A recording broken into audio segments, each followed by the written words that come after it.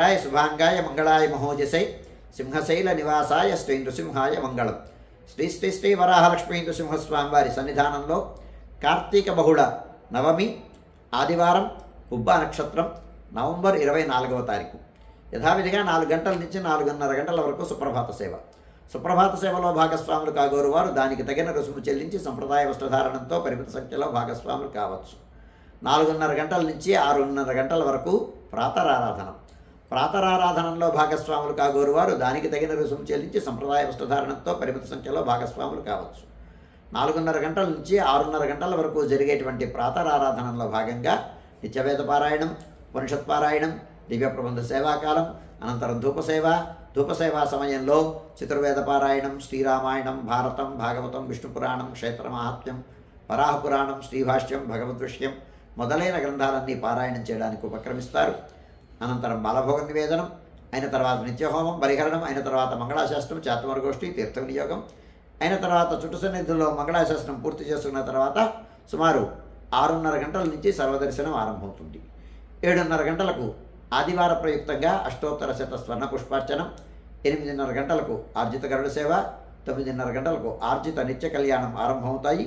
ఆయా సేవల్లో భాగస్వాములు కారుగోరు వారు ఆయా సేవలకు తగిన రుసుము చెల్లించి సంప్రదాయ వస్త్రధారణతో పరిమిత సంఖ్యలో భాగస్వాములు కావచ్చు. 11:30 గంటల నుంచి 12:15 గంటల వరకు రాజభోగ నివేదనం, మహానివేదనం. ఈ సమయంలో భక్తుల యొక్క దర్శనములు నిలుపుదల చేయడం జరుగుతుంది. పుబ్బా ప్రయుక్తమైనటువంటి ఆస్థానం సేవాకాలం ఈ సమయంలో జరుగుతుంది. 12:15 గంటల నుంచి 2:30 గంటల వరకు సర్వదర్శనం కొనసాగుతుంది. మధ్యాహ్నం 2:30 గంటల నుంచి 3 గంటల వరకు మధ్యాహ్న విరామం. ఈ సమయంలో భక్తుల యొక్క దర్శనములు నిలుపుదల చేయడం జరుగుతుంది. మధ్యాహ్నం 3 గంటల నుంచి రాత్రి 7 గంటల వరకు సర్వదర్శనం కొనసాగుతుంది. సాయంత్రం 5 గంటల నుంచి 5:30 గంటల వరకు సహస్రనామార్చనం. సంధ్యాకాలంలో స్వామివారి సన్నిధానంలో మూలమూర్తికి సహస్రనామార్చన జరుగుతుంది. నృసింహస్వామి ఆవిర్భవించినటువంటి సమయం సంధ్యా సమయం. ఈ సమయంలో స్వామిని అర్చిస్తే విశేషమైనటువంటి అనుగ్రహానికి పాత్రమవుతాం. అందుచేత స్వామివారి సన్నిధానంలో ఒక అరగంట పాటు గడిపేటువంటి అవకాశం, ఈ సదవకాశాన్ని ఉపయోగించుకోండి. ఆస్తికులైనటువంటి భక్తులు, ఆసక్తి కలిగినటువంటి భక్తులు 500 రూపాయలు రుసుము చెల్లించి ఈ కార్యక్రమంలో భాగస్వాములు కావచ్చు. రాత్రి 7 గంటల నుంచి 8:30 గంటల వరకు రాత్రి ఆరాధనం.